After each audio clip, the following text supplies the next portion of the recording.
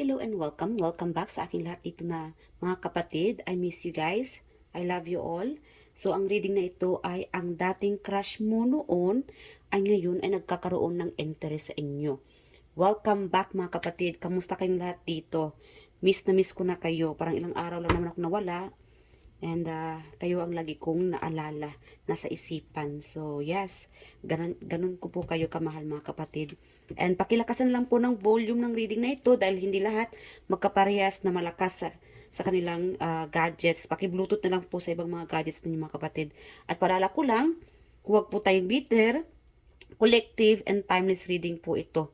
Kunin nyo lang kung saan kayo naayon, kung hindi naman, skip nyo yung part kung hindi kayo resonate, no? Para yung sa iba namang natin mga viewers na nakikinig din. Dahil iba-iba po ang inyong mga sitwasyon, ang inyong mga, love life. It could be about sa love life, no? Family member, friendship, or business. Like again guys, huwag po tayong bitter. Kung sakali man ay bigla kayong nawawala sa mga pinagsasabi ko dito dahil ang energy ay biglang nagsishift, nababago. Kung gusto niyo talaga ay naayon sa isang sitwasyon, like we say love life, then magpa-private reading na lang po kayo. Alright mga kapatid, so again, love lang po tayo sa aking YouTube channel, The Star Talking Tarot. And thank you sa lahat mga supporters, subscribers, and I love you all. So alamin natin kung sino itong taong nagkaroon ng interest sa inyo. Noon ay crush na crush mo, ngayon, ikaw naman ay nagiging crush niya or may feelings na sa iyo ang taong ito o nagkakaroon na siya ng interest. So, alamin natin kung sino itong taong ito at anong kanyang intensyon. Knight of Swords. I'm hearing like the Lovers. Knight of Swords. Oh, my God. Someone here is already committed. Yeah. Kung kailan ay ikaw ay committed na, married na. Wow, ang dami kong energy na kukuha ngayon. Alright. Meron dito sa inyo mga kapatid, kahit ikaw ay married na or committed na or in a relationship na, ngayon naman, itong taong ito ay magbabalik. This could be, I don't know, may ex dito mga kapatid. May ex, meron naman paparating, new person, new lover, kaya lang, makilala mo siya na ngayon ay ikaw naman ay committed na. Hindi na pwede, may bawal. Yeah. May stalker, ini-stalk ka ng taong ito. Alam niya ang iyong sitwasyon na committed na, I'm sorry. Meron dito na stuck, no? Yeah, hindi na pwede. Meron dito mga kapatid na Knight in Shining Armor. Para bang may plano siya na, nakawin ka? Or parang yung tawag na i-snatch ka ba? Wow, ang lakas ng confidence ng taong ito. May sex appeal. Yeah. Buo ang kanyang palaisipan or ang kanyang loob na to pursue you, no? Nakawin ka, ligawan ka. Although may hindi pwede. Guys, please, iwasan natin na magkaroon ng third party. Alright? Kung ikaw itong married na, okay lang naman kung may nagkagusto sa inyo, no? Pero hindi naman talaga okay, mas lalong hindi okay na magpaligaw ka sa taong ito. Lalo-lalo na kung may mga anak ka. Siguro may 3, 2 anak ka. Yeah. Meron itong children involved. Meron naman dito may isang anak. Like again guys, malakas ang dating ng taong ito. Huwag tayo magpapadala mga kapatid, lalo-lalo na ikaw dito sa mga nanonood. Kung ikaw ay committed na, again, dati, crush mo ito, ngayon, siya naman ay nagkakaroon ng interest sa inyo. Siya naman itong naghahabol. Kung kailan noon, available ka, ngayon, hindi na, but this person. Parang dito may parang push and pull. Yeah, push and pull energy. Kung kailan ikaw ay single, noon, ngayon naman, wala na, committed na, bawal na, may distance na sa inyo, hindi ka na pwede. I'm also getting like, siguro, I don't know, may parents dito na, or family member na ayaw, hindi ka pwede. or pinagbabawal. I'm also getting another energy na parang choosy. May family member dito na choosy. Or ayaw sa taong ito. Kung ikaw tong single, no? Pwede ka naman makipag-mingle sa taong ito, kaya lang hindi siya tanggap. May bawal. It could be sa relihiyon. Sabihin natin as an example, no, Katolik ka, tapos ang taong ito ay Muslim. Siyempre ayaw ng mga ng pamilya mo, no, na makipagrelasyon ka sa ibang relihiyon, lalo na kung Muslim. Yeah, that could be you. So again guys, iba-iba ang sitwasyon ninyo. Kunin nyo lang kung saan kayo naayon kasi meron sa inyo may third party. Maybe this could be the person na I don't know, para bang malakas kasi ang loob niya eh. Malakas yung dating niya. Kaya siguro nagkaroon ka ng interest sa taong ito noon. Crush na crush mo siya. Siguro hinahabol mo siya noon, ano, nung time na kabataan mo, meron tayong past energy. Hinahabol mo siguro siya noon kasi nga may pagka heartthrob or siguro chick boy, no? Meron dito sa inyo na kapag move on naman na, of course, inaayawan mo na tong tao ito or ayaw mo na sa kanya dahil nga malakas ang kanyang dating. May pagka-artistahin, napaka-charming, may pagka-dowminse, charot. Yeah, ikaw naman dito, stable naman na. Sorry guys. Stable naman na ang iyong sitwasyon. Financially stable, emotionally stable, physically stable. Tahimik na ang buhay mo ngayon. But then this person, be aware mga kapatid, meron dito siguro unexpected sa iyo ito. Nang taong ito ay maghahabol sa inyo. Nagkakaroon na ng interest sa inyo. Pero may bawal or unless ayaw mo talaga sa kanya dahil nakapag-move on ka na. Maybe this person done something wrong from the past. Alamin natin kung anong ginawa ng taong ito sa inyo from the past. Yeah, wow, another 9 of Pentacles. Talagang stable and emotionally stable, financially stable kayo ngayon. Nananahimik kayo ngayon mga kapatid. Sa inyo dito is isolated, happy-go-lucky. Anong ginawa ng taong ito sa inyo from the past? Kasi crush mo to noon. Pero ngayon ay biglang bumaliktad, no? Nagkakaroon na ng interest ang taong ito. May pagkamakulit ito. Although ayaw mo na, bawal. May anak na, ayaw ng pamilya, married ka na, pero ang taong ito malakas ang dating. Malakas ang kanyang, I don't know, para bang, nagkakaroon ba siya ng, para bang sa kanya, I don't know ha, iba-iba yung energy dito. May tao dito na malakas ang kanyang feelings na may gusto ka sa kanya. As long as may gusto ka sa kanya or may ipinapahiwatig ka sa kanya na interesado ka pa rin sa kanya, then this person have a chance to steal you. Ligawan ka, kulitin ka. Meron naman dito na dahil I don't know, like feeling gwapo or feeling niya na lahat, no? Lahat ng nagugustuhan niya ay nagkakandara pa, napapa-oo. That could be that person, no? But you are smart enough mga kapatid. Hindi ka na nagpapauto pa. But this person, para bang living in a dream, no? Parang yung personality niya is anong tawag nito? Womanizer, ika nga. Yeah. Okay, 3 of Cups. Again, it could be third party. Sa party. Mahilig siguro sa party ang taong ito. Mahilig sa mga chicks, no? Mahilig sa mga magaganda, sa mga gwapo. So, yeah. Parang okay sa kanya mga kapatid na to be in a relationship na 2 o 3 kayo. Yeah. Okay sa kanya kahit na committed ka na. Basta tanggapin mo lang siya. Yay, wow. Gugulo. Ang taong ito ay may plano manggugulo. So guys, ingat-ingat kayo sa taong ito, ano? Lalong-lalo na't kung chick boy, chick girl, or committed ka na, magpakalayo-layo ka sa taong ito. Malakas yung, I don't know, tama niya. May tama sa utak siguro ito. O talagang malakas ang tama niya sa puso, no? Ngayon ay in love na in love sa inyo. Yeah. Umalis ka na eh. siguro nakapag-move on, malakas sa inyo dito yung nakapag-move on na or hindi nagkaroon ng interest sa taong ito ngayon. Noon, malakas ang interest mo sa kanya, crush na crush mo siya, but then, of course, years by, no? 10 years ago, 3 years ago, it could be March, meron tayo itong 3, 10, and 9, 8, it could be 9, 8, yeah, another 9.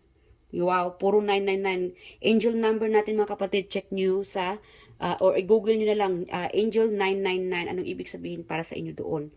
Yeah, so 3, another 3. 3 of Swords and another 3 of Cups. Wow, ito oh, masugid na mangliligaw. Siguro ngayon mga kapatid, alam mo na kung sino tong taong to. Meron naman hindi pa alam, secret admirer, ini-stalk ka ng taong ito sa social media. Yeah, hindi mo siguro napapansin na ini-stalk ka ng taong ito, but then this person para ba nagpa-practice siya? Yeah, pinagpraktisan ng taong ito kung paano kakausapin, how to bring up that feelings or the past. May chance pa ba sa kanya na maging kayo? Okay ba sa inyo na isali mo siya? Wow, isali mo siya sa group. may karelasyon ka na, no? Pero gusto niya third party, okay lang. Wow. Yeah. Again, another 3 of Swords. Ano ba to? Parang nagkakalabasan itong mga dobleng numero. 3399. Yeah. Okay. 3399. King of Cups na in love. Meron dito na siguro from the past, childish ng taong ito. Chick boy, chick girl, hindi kanya pinapansin. It could be sa looks. Yeah. It could be sa looks mga kapatid. Meron ditong insecure. Siguro that time na may crush ka sa taong ito, habulin naman siya, ikaw naman itong humahabol, ano, but then hindi kanya pinapansin. Or, siguro mahaba lang talaga yung, mahaba lang siguro yung buhok niya, feeling maganda, feeling gwapo, alam niya na isa ka sa nag-admire sa kanya, pero ngayon ay, looking back, ano, siguro nakita ka niya sa social media or narinig niya sa mga party, sa mga friends, relatives na iba nang pinagbago mo, ibang-iba ka na ngayon kaysa noon, at ngayon parang, wow, how to approach the collective, paano ko ba siya kausapin, how to apologize of how I treated the collective from the past, ano, dahil siguro may pagkabully siya, or, I don't know, like, mataas, no? I don't know, something about na may pagkamayabang yung iba dito. Hindi lahat mga kapatid, like again guys mga kapatid, iba-iba ang inyong sitwasyon. Iba-iba naman ang kadil ninyo. Alright? May matured, meron namang childish, merong past, meron itong third party, meron sa inyo dito na married na, in a relationship na. Yeah, meron sa inyo dito na hindi ka na nagkaroon ng interest. Meron dito sa inyo na na-discourage. Na-discourage ka dahil nahulihan mo siguro siya. Yeah, meron itong nahuli. Nahulihan mo siguro siyang may I don't know, may kaluguyo or nagkaroon ng iba. Yeah. Again, third party. Nasaktan ka. Maybe when you found out na ang taong ito ay may iba na pala. Committed na pala siya. Yeah. Meron dito naguluhan. Naguluhan ka siguro nung time na yon dahil parang nililigawan ka ng taong ito. Siguro, may ganun talaga no mga kapatid. Akala mo, sa'yo lang nang ligaw ang taong ito. Yun pala, hindi lang pala ikaw ang niligawan. May iba din pala. And that, na-discover mo na may pagka chick boy, chick girl pala ng taong ito. Bulaklakin yung bibig. Yeah, kinukompliment ka palagi. Then later on, marami palang babae, no? O lalaki ang kinukompliment niya besides you. Yeah. Yeah, besides you. Okay. Ngayon ay parang, yeah. Wow. Parang meron dito mga kapatid, kinakaibigan niya yung mga taong kinakaibigan mo. O siguro, kinakaibigan niya yung sa friend list mo, para lang magkaroon siguro din siya ng mga update tungkol sa iyo sa mga post. Yeah, meron dito na hindi siya makakalapit. Hindi siya makalapit-lapit sa iyo dahil may bawal. Either, again, married, malakas dito yung married, naging admirer mo na siya ngayon. Kung noon, crush na crush, nasaktan ka ng taong ito, niloko ka ng taong ito, ngayon siya naman ang naghahabol. Ngayon siya naman ang nagkaka-interest sa inyo.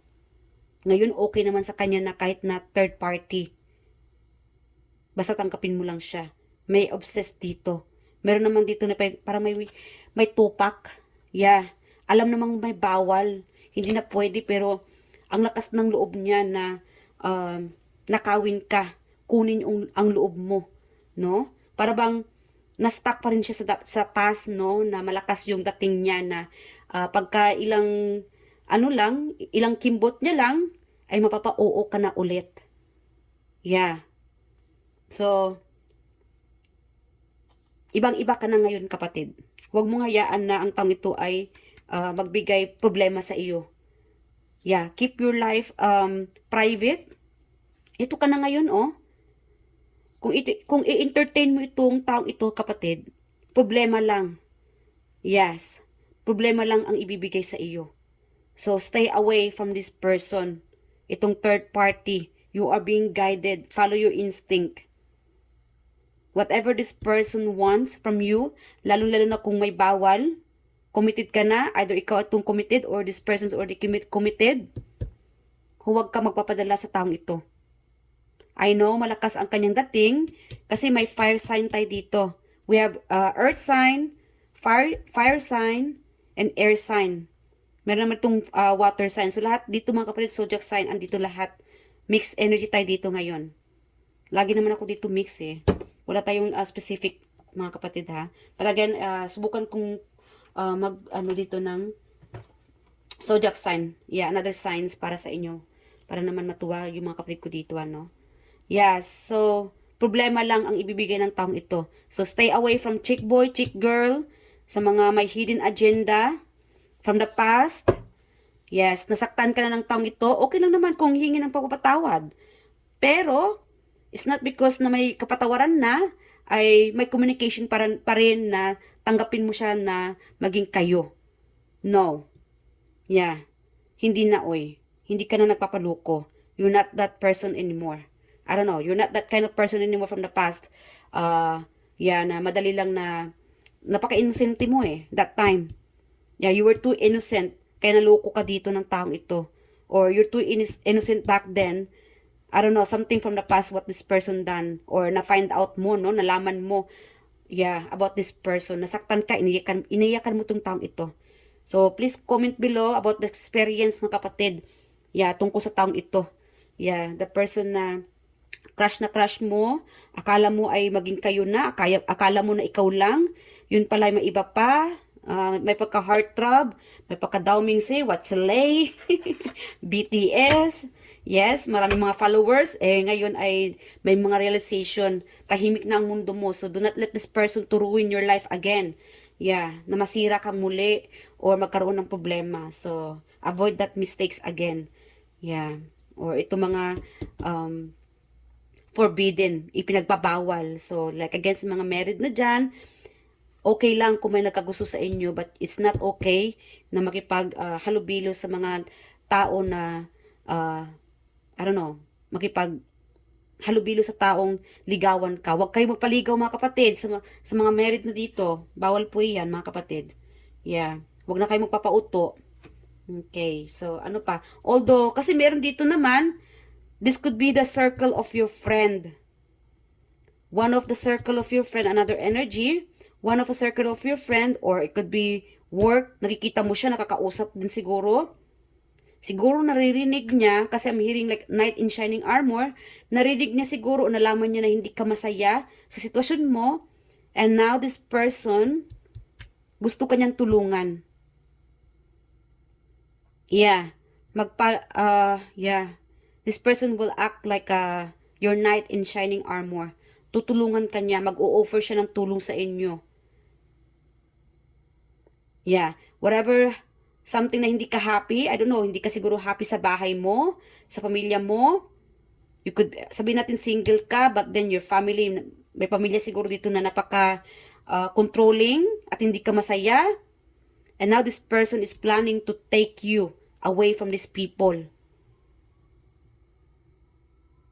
Yes, Again, third party. Hindi lahat third parties na ayon sa married or commitment na, no? It could be third party dahil may ayaw sa taong ito. Ipinagbabawal. Yes, it could be dahil sa religion or sa status. Mayaman ka. Yeah, mayaman ka siguro or may mas okay yung sitwasyon mo kasi sa taong ito. May pobre, may mayaman. Like again, sa status, ano? Yeah, sa finances. Like again, may nine of pentacles. Yeah, financially stability or stable ka siguro. Mas stable ka siguro sa taong ito kaysa nitong tao. Kaya yung mga tao sa paligid niya, family members, friends, ayaw sa kanya. I'm sorry. Yeah, they are against with this person. Like again, guys, follow your instinct. I don't know. Iba-iba ang sitwasyon dito. But then again, this person wants you to to take you away from these people, away from these burdens. Meron dito na siguro, whatever situation, ano, I don't know, like, sabihin natin married ka pero hindi ka masaya sa partner mo. But then this person heard something about you from your friends, naririnig niya, no, na hindi ka pala masaya sa asawa mo. But now, this person is willing siyang pakasalan ka or maging ama, ina ng iyong mga anak. Yeah. I don't know. Like again, guys, especially kung ikaw ay still married pa, ano, active pa, hindi pa divorce, please, avoid this situation kasi once you started this situation, dahil ka mo na may feelings ka sa taong ito, past mo siya, yeah, iwasan, yeah. Please iwasan mo itong sitwasyon na ito dahil malaking pagkakasala po ang magkaroon ng third party or makipagrelasyon sa ibang tao na ikaw ay kasado pa, ano. And yes, merong past, meron naman itong current. Yeah. Okay, meron naman dito na a circle of friends or I don't know, surrounded with your I don't know, something about surrounded. Kapitbahay siguro, katrabaho, kaklase. Yeah. Meron ditong bawal. Meron naman dito na as a single person, gusto kanyang tulungan. Yeah. Meron itong gustong tumulong. So again guys, iba-ibang sitwasyon niyo dito. I know, meron ditong single, merong married. Yeah. So again, back to ano tayo dito, ito yung dating crush mo na ngayon ay nagkaka-interest siya. So ito yung mga plano niyo mga kapatid, ito yung mga ito yung anong tawag nito? Parang nagkaroon siya ng buo. Buo ang kanyang isipan, no? Yeah, at this moment na ligawan ka again, another cups mag-offer sa iyo. Meron to starting from the friendship. Makikipagkaibigan muna siya. Hi, hello, kamusta ka na? You look different now. You are different now. Noon, napaka-matured mo. Ngayon ay may Maria Clara ka noon. Ngayon ay ito, oh. Nagiging dancer na. Napaka-sexy mo na. Lahat. Yeah. So, that could be the reason kaya lalapit siya para kausapin ka. O nagkaroon siya ng interest sa'yo. Like again, ingat-ingat guys mga kapatid sa mga may pagkamanyakis din ito. Alright, yeah, may pagkamanyakis din. So, this person might gonna invite you somewhere else. So, wag kayo magpapadala mga kapatid, lalong-lalo na sa mga hidden agenda, no?